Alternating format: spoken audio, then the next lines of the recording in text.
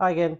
In the past, I've spoken, about counselling and getting people to understand how their brain works a little bit, understanding how, your neurons in your brain, when you do stuff and think things, essentially they fire together. And the more they fire together, it's a saying that says what fires together wires together.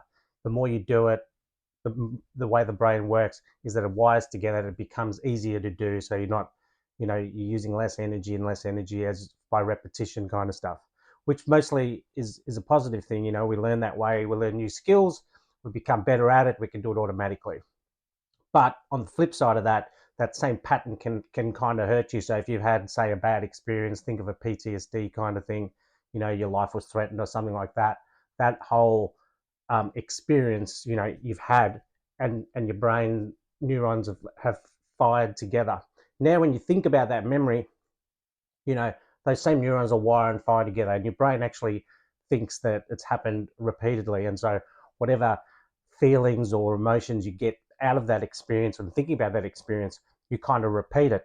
So, a good way to think about how the brain kind of works in terms of, if you think of it wiring and firing together. So, when you're learning, you're basically creating new synaptic relationships, so new wiring and firing.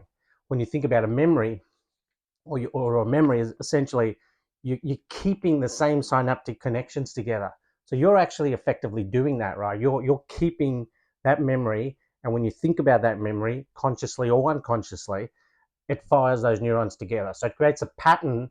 If it's a negative experience or emotion for you, you'll keep doing that to yourself. And that's why people get stuck in PTSD, for example. Not just PTSD, but if you've had childhood trauma as well, and you think about those painful events and it makes you feel sad, angry, whatever. But if that becomes a problem for you and you're lashing out at the world and all that kind of stuff, you're creating those synapses to continue to wire and fire together. So if you think of it from a learning perspective, you want to create new neurons. So you can look at that whole experience differently, even just by asking the question, how can I learn from this bad experience? You're actually using a different part of the brain, and it shifts from what I call red brain into blue brain. And then you can think your way into problem solving. So if you can do that for yourself, start to analyze the things that are painful for you, that's keeping you stuck, and try to change that deliberately by just asking questions of your brain, saying, how do I make this, how does this bad experience help me going forward? Because that experience is done, it's gone, it just lives in your brain as an existence now,